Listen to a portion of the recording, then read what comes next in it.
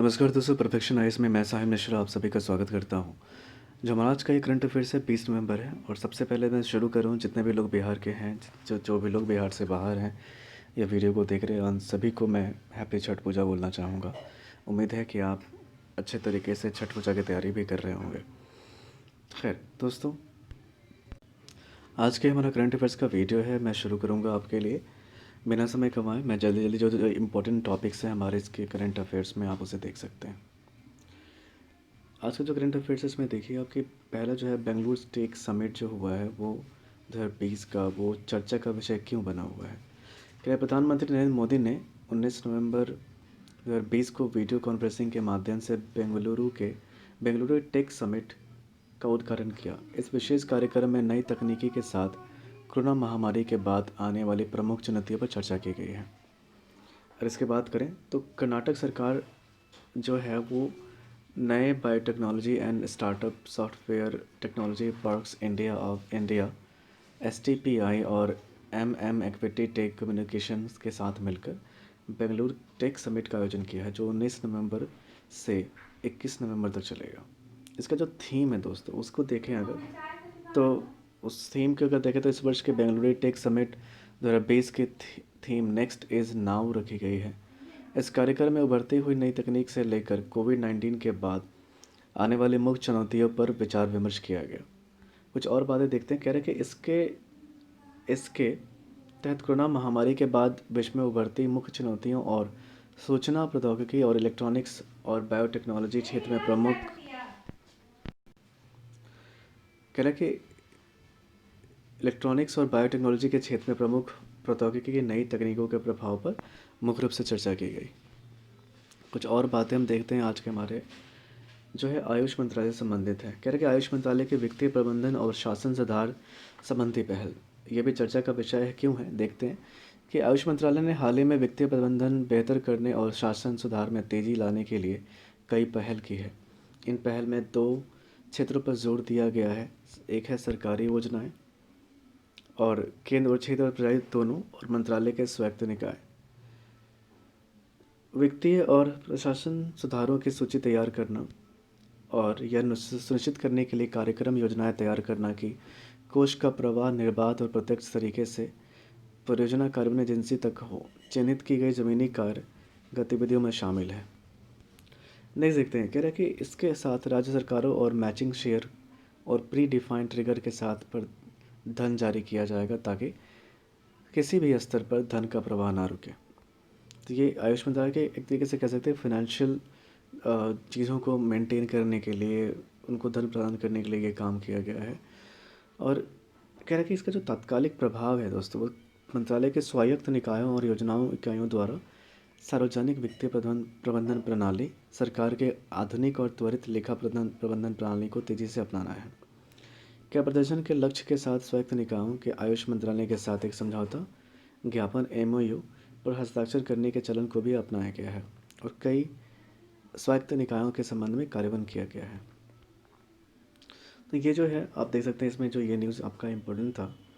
जो तीसरा जो हमारा है इसमें अलग अगर आप बात करें, एक इम्पोर्टेंट मुद्दा ये है इसमें कि राष्ट्रीय आयुष मिशन मार्च 2021 के लिए NFAAMS यानी कि NHM financial accounting management system की तर्ज पर एक पोर्टल विकसित करने के लिए कदम उठाए गए हैं। धन के प्रवाह की रियल टाइम निगरानी के लिए एक डैशबोर्ड विकसित करने का भी फैसला किया गया है। नेक्स्ट देखते हैं दोस्तों, वो है रक्षा भूमि प्रबंधन प्रणाली होते पोर्टल की शुरुआत। ये रक्षा मंत्री राजनाथ सिंह ने रक्षा भूमि प्रबंधन प्रणाली LMS के लिए 19 नवंबर 2020 को एक पोर्टल की शुरुआत की, जिससे भूमि प्रबंधन मामलों में एक व्यापक पारदर्शिता और गति आने की उम्मीद है। कि रक्षा भूमि के समूचे प्रबंधन में सुधार के प्रयासों के तहत रक्षा विभाग ने रक्षा संपदा महानिदेशालय और सशस्त्र बलों के साथ मिलकर पहली बार LMS का विकास किया है। इसके बारे में कुछ और बातें हैं देखिए, जो देखें इम्पोर्टेंट है कि 2016 से लेकर अब तक के सभी मामलों के आंकड़ों को भी इस पोर्टल पर संरक्षित किया जाएगा। इससे पहले के डेटा को भी आने वाले वक्त में पोर्टल पर अपलोड किया जाएगा, जिसका इस्तेमाल जो है सिर्फ विभागीय होगा। इस पोर्टल से विभाग के भूमि संबंधित मामलों के निपटारे में तेज़ी और पारदर्शिता आएगी और इन्हें प्रभावी तौर पर हल किया जा सकेगा। चलिए, इसमें एक ये इम्पोर्टेंट, अब ज़्यादा कुछ है नहीं, आप देखिए, अगर इसमें सफाई में सुरक्षा चैलेंज अभियान जो है उसका शुभारंभ किया गया है। ये भी चर्चा का विषय क्यों है? केंद्रीय आवास और शहरी मामलों के मंत्री हरदीप सिंह पुरी ने 19 नवंबर 2020 को देश के 243 शहरों में सफाई में सुरक्षा चैलेंज अभियान शुरू किया है। तो ये पूछ सकता है कहाँ शुरू हुआ है और किसने शुरू किया है। तो आप देख सकते हैं हरदीप सिंह पुरी, और किस तारीख को शुरू किया है, उसका नाम क्या है, आप ये देख सकते हैं। ये इम्पोर्टेंट है। इसका जो मुख्य उद्देश्य है वो है कि अगले 30 अप्रैल तक सभी सीवर और सेप्टिक टैंक सफाई अभियानों को मशीनीकृत करना है। अब कह रहे कि विश्व शौचालय दिवस आप देख ही सकते हैं, अभी आया था। विश्व शौचालय दिवस पर आयोजित वेबिनार में पुरी ने कहा कि चुनौती यह सुनिश्चित करना है कि सेप्टिक सफाई के दौरान किसी भी सफाई कर्मी की मौत ना हो। तो इसके लिए खास करके अच्छा कदम उठाया गया है। यह प्रधानमंत्री नरेंद्र मोदी की योजना के अनुरूप है, जिन्होंने हमेशा स्वच्छ भारत मिशन शहरी SBSU में मूल रूप से सफाई कर्मियों की सुरक्षा और गरिमा को प्राथमिकता दी है। आप देख सकते हैं, जैसे बताया कि मैंने 19 नवंबर को विश्व शौचालय दिवस मनाया जाता है। वर्ष 2001 में इस दिवस को मनाने की शुरुआत विश्व शौचालय संगठन द्वारा की गई थी। देख सकते हैं, वर्ष 2013 में संयुक्त राष्ट्र महासभा द्वारा इसे आधिकारिक तौर पर विश्व शौचालय दिवस घोषित कर दिया गया। यह दिन लोगों को विश्व स्तर पर स्वच्छता के संकट से निपटने के लिए प्रेरित करता है। देखिए, अगर इस बार की थीम की बात करें तो इस बार थीम में sustainable sanitation and climate change. चलिए देखिए, अब देखिए जो है छठ पूजा पर मेरा टिकट जारी। जी हाँ, केंद्र सरकार इलेक्ट्रॉनिक्स और सूचना प्रौद्योगिकी और विधि एवं न्याय मंत्री रविशंकर प्रसाद ने 19 नवंबर 2020 को छठ पूजा पर मेरा टिकट जारी किया।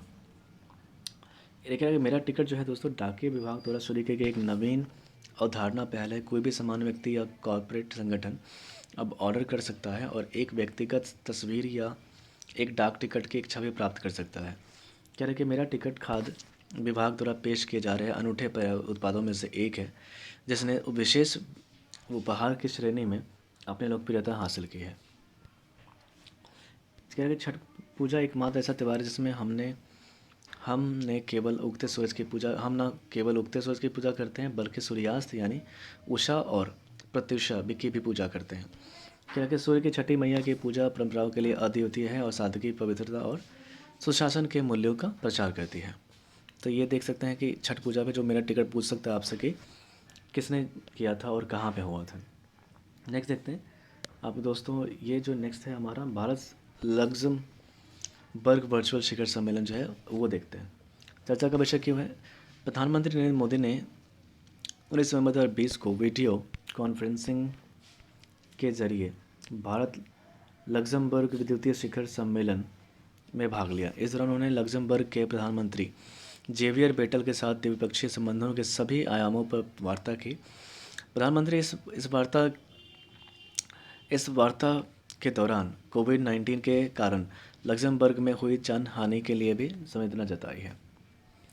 अब भारत और लग्जमबर्ग, इंडिया लग्जमबर्ग के बीच 2 दशकों में पहली बार शिखर बैठक की आयोजित किया गया है। इस बैठक को संबोधित करते हुए प्रधानमंत्री नरेंद्र मोदी ने कहा कि दोनों देशों के बीच आर्थिक आदान प्रदान बढ़ाने की बहुत क्षमता है। इसमें जो इम्पोर्टेंट बात है वो ये है कि भारत और लग्जमबर्ग के बीच हाल ही के वर्षों में उच्च स्तरीय आदान प्रदान का सिलसिला जारी रहा है। दोनों देशों के प्रधानमंत्रियों के बीच अब तक 3 बार मुलाकातें भी हो चुकी हैं। लग्जमबर्ग विश्व के प्रमुख वित्तीय केंद्रों में से एक है। कई भारतीय कंपनियों ने लग्जमबर्ग स्टॉक एक्सचेंज में ग्लोबल डिपॉजिटरी सीट के माध्यम से वित्तीय संसाधन जुटाए हैं। कि पीएम मोदी ने लग्जमबर्ग के अंतर्राष्ट्रीय सौर गठबंधन के जुड़ने के निर्णय का स्वागत किया।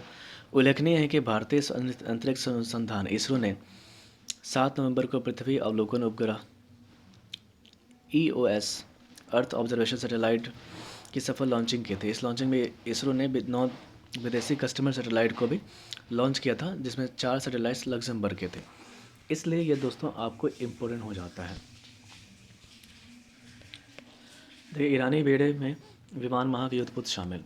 कि अमेरिका के साथ विवाद जारी रहने के कारण ईरानी बल रिवोल्यूशनरी गार्ड ने 19 नवंबर 2020 को एक भारी युद्धपोत के अपने बड़े बेड़े में शामिल किया है, जो हेलीकॉप्टर, ड्रोन और मिसाइल लॉन्चर ढोने में सक्षम है। क्या इस युद्ध का पोत का नाम नौसेना के मारे गए कमांडर अब्दुल्ला राउदगी के नाम पर रखा गया है। तस्वीरों में पोत पर ट्रक से दागे जाने वाली सतह से सतह मार करने में सक्षम मिसाइलें और विमान भेदी मिसाइलें लदी दिखाई देती हैं। पोत पर 4 छोटी तेज नौकाएं भी हैं। ये नौकाएं वैसे ही हैं जिनका उपयोग रिवोल्यूशनरी गार्ड फारस की खाड़ी में नियमित रूप से करता रहता है। देखिए, इसमें बताया गया कि रिवोल्यूशनरी गार्ड के अनुसार जो है पोत की लंबाई कितनी है, और अमेरिका के निम्नलिखित श्रेणी के विमान वाहक पोतों की लंबाई 300 मीटर। ईरानी पोत पर रनवे नहीं है, लेकिन हेलीकॉप्टर के लिए लैंडिंग पैड है। तो ये देख सकते हैं, आपका ये इम्पोर्टेंट इतना ही है। आज का कुछ दोस्तों करंट अफेयर्स का क्विक डाइजेस्ट देखते हैं। क्या केंद्रीय मंत्री राजनाथ सिंह और प्रकाश जावड़ेकर ने 19 नवंबर 2020 को राष्ट्रपति रामनाथ कोविंद के चुनिंदा भाषणों पर आधारित 2 किताबों रिपब्लिकन एथिक वॉल्यूम 3 और लोकतंत्र के स्वर का विमोचन किया। इसके बाद किताब में कोविड-19 से निपटने में देश के प्रयासों का भी उल्लेख किया गया है। नेक्स्ट देखते हैं। उच्चतम न्यायालय ने 2020 के कुंभ मेले के मद्देनज़र 19 नवंबर 2020 को उत्तराखंड सरकार को आदेश दिया कि हरिद्वार में सार्वजनिक भूमि पर अवैध रूप से निर्मित 4 धार्मिक ढांचे 31 मई तक ढहा दिया जाना चाहिए। नेक्स्ट देखिए। न्यूज़ ब्रॉडकास्टर एसोसिएशन (NBA) ने 19 नवंबर 2020 को इंडिया टीवी चैनल के प्रधान संस्थापक रजत शर्मा को एक और कार्यकाल के लिए अपना अध्यक्ष चुना है। बोर्ड ने न्यूज़ 24 ब्रॉडकास्ट इंडिया लिमिटेड की अध्यक्षा प्रबंधन निदेशक अनुराधा प्रसाद शुक्ला को उपाध्यक्ष चुना। नहीं देखते। श्रीलंका के पूर्व क्रिकेटर और गेंदबाजी कोच नुवान जोइसा को संबंधित पंचायत ने अंतर्राष्ट्रीय क्रिकेट परिषद (ICC) के भ्रष्टाचार रोधी संहिता के तहत 3 अपराधों में दोष सिद्ध घोषित किया। उल्लेखनीय है कि नुवान जोइसा मैच फिक्सिंग के आरोपों के में पहले ही निलंबन का सामना कर रहे हैं। तो नेक्स्ट देखते हैं। अमेरिका के विदेश मंत्री माइक पोम्पियो ने 19 नवंबर 2020 को अपनी इजराइल यात्रा के दौरान यह घोषणा की कि फ़िलिस्तीन 3 बहिष्कार आंदोलन को उनका देश यहूदी विरोधी मानेगा। उसमें भाग लेने वाले किसी भी संगठन संस्थान को प्राप्त सरकार सहायता बंद कर देगा। नेक्स्ट देखते हैं। दिल्ली सरकार ने हाल ही में कोविड-19 से बचाव और उसके इलाज के लिए होम्योपैथी की कुछ दवाओं के क्लिनिकल परीक्षण के लिए 2 डॉक्टरों की ओर से प्राप्त प्रस्ताव को सैद्धांतिक मंजूरी दी। आपको बताना चाहूँगा कि दिल्ली ने ही अभी मास्क ना पहनने के लिए आपको दोस्तों 2000 रुपये का जुर्माना भी किया है। तो दोस्तों, आज का ये हमारा करंट अफेयर्स था 20 नवंबर का। वीडियो आपको कैसी लगी?